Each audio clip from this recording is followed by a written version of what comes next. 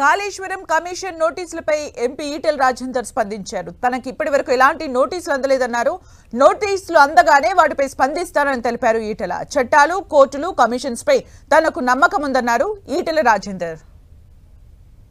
పేపర్లో చూసినా ఇంకా చేతికి నోటీసు అందిన తర్వాత మా పార్టీతో మాట్లాడి తప్పకుండా దాని మీద స్పందించే ప్రయత్నం చేస్తా.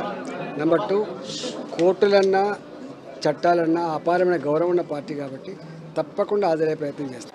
కమిషన్ ఎన్నిసార్లు పొడిగించబడదో నాకు తెలియదు, కానీ ఇప్పటికైనా రిపోర్టు రావాలని దాని మీద ప్రజలకు సంపూర్ణ సమాచారం తెలియాలని చెప్పి కోరుతున్నాం. ఫైనాన్స్ డిపార్ట్మెంట్ అనేది ఆ డిపార్ట్మెంట్ పంపించినటువంటి అన్ని చూసిన తర్వాతనే మా ఫైనాన్స్ డిపార్ట్మెంట్ చర్య తీసుకోవాలి. అన్ని డిపార్ట్మెంట్ డబ్బులు పంపించేది అదే డిపార్ట్మెంట్.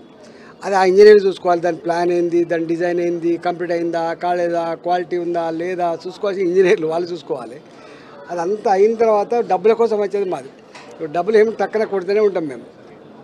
జీతభత్యాలు కావచ్చు, పెన్షన్లు కావచ్చు, లేకపోతే సంక్షేమ రంగానికి సంబంధించి కావచ్చు, ఏమైనా కూడా ఆర్థికపరమైన డిపార్ట్మెంట్కి ఒకటే బాధ్యత ఉంటుంది.